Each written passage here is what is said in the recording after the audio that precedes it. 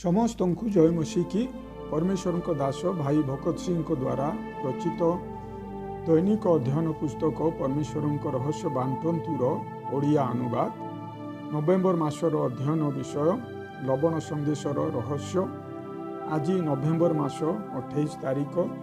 आज शास्त्रांश शांतिकारक लोके धन्य कारण से माने ईश्वर संतान भाव परिचित हेबे। माथ्यू लिखित सुसमाचार 5 अध्याय 9 पद। स्वभाव द्वारा आमे माने समस्त ईश्वर शत्रु थिलु।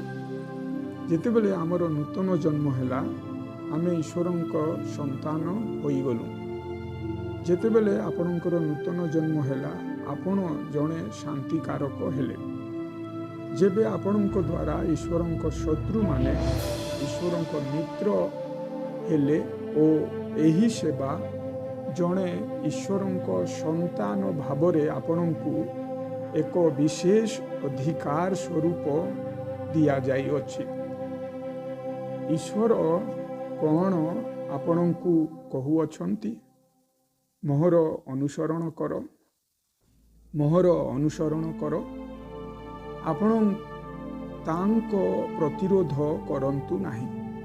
ईश्वर सहित युक्ति तर्करे निजर समय नष्ट करंतु नाही।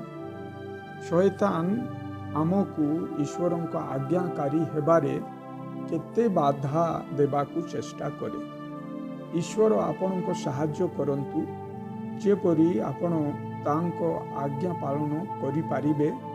जदिओ आपणकु पृथ्वीर प्रांत पर्यंत से पठांती। राजी होई प्रस्तुत हेबा निमंते आपणकु अत्यंत अशांति मध्य देई जिबाकु पड़िबो। मानवीय योग्यता विषय रे बेसी चिंता करंतु नाही। जदि आमे समर्पित हेबाकु इच्छुक हेबा तेबे ईश्वर आमकु व्यवहार करिवे।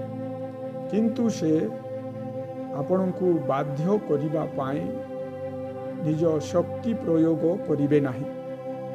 केवल जेतेबेले मु ईश्वरंकु कहिली मु मोर जीवन तुमकु देउअछि, से मते नेई व्यवहार कले। तापरे से मते निज उपाय रे शिक्षा देले। से मते अनेक कष्टदाय परीक्षा मध्य देई नेले। तेणु मु ईश्वर को से समस्त पई धन्यवाद दिए। वर्तमान मु आपण को विनती करूअछि, आपण दयापूर्वक तांका आज्ञाकारी हुअन्तु। तांकु कहन्तु मो जीवन को नियंतु ओ जेपरि आपण चाहन्ति सेपरि व्यवहार करन्तु।